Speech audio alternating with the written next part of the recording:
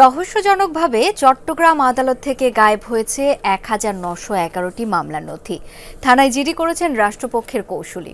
এই ঘটনায় চাঞ্চল্য সৃষ্টি হয়েছে আদালত পাড়ায়। কেস ডকেট বা নথি ছাড়া গুরুত্বপূর্ণ মামলা প্রমাণ কঠিন হবে বলছেন আইনজীবীরা।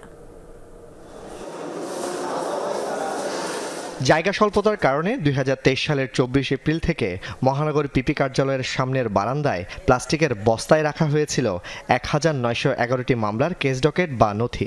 ১৩ ডিসেম্বর থেকে ৩১ ডিসেম্বর অবকাশকালীন ছুটির পর দেখা যায় এসব নথি নেই। খুঁজে না পেয়ে কোতোয়ালি থানায় জিডি করেন মহানগর পিপি।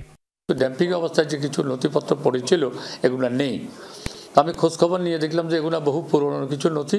What ever the thing is a property of the government, that is Y আমি জিডি করেছি।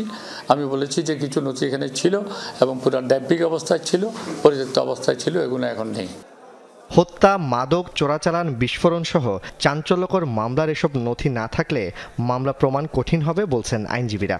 গুরুত্বপূর্ণ কাগজগুলো করিডোরে রাখাটা ঠিক হয় নাই, কারণ এটা সরকারি গুরুত্বপূর্ণ দলিল। সিডি হচ্ছে একটা মামলা নিষ্পত্তি না হওয়া পর্যন্ত এটা মামলার জন্য একটা গুরুত্বপূর্ণ ডকুমেন্টস। মামলার প্রাণটা যদি সিডিটা যদি খোয়া যায়, চুরি হয়ে যায় বা কনস্পিরেসিমূলক এখান থেকে সরিয়ে ফেলা হয়, তাহলে এটা খুবই দুঃখজনক এবং এটার জন্য আমাদেরকে প্রসিকিউশনকে অবশ্যই ভুগতে হবে। সামান্য রাখার জায়গার কারণে এতগুলো প্রায় ২০০০-এর কাছাকাছি মামলার ডকেট চলে যাবে, এটা আসলে আমরা হতবাক।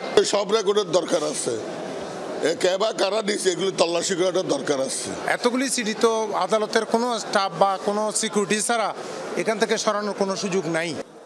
নথি গায়েবের ঘটনায় চাঞ্চল্য সৃষ্টি হয়েছে আদালত প্রাঙ্গণে। কে বা কারা এই ঘটনায় জড়িত সে ব্যাপারেও নিশ্চিত নন কেউ।